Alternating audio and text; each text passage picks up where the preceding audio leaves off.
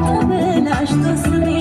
ፍቅሩ አመልምሎኝ አይሆኑ ታምሜ ገና ሳላገግም በሽታዬ ሳይድን ከቁስሌ ሳልጠና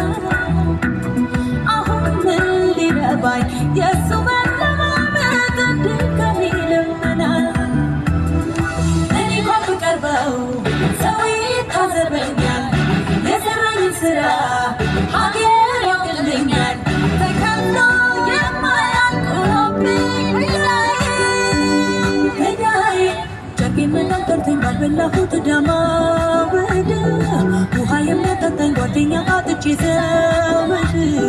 የሴት ብሬት እቼ ለምኛ ጉድ ሰርቶኝ እዩት እዩት እዩት ዛሬ ሲለምነኝ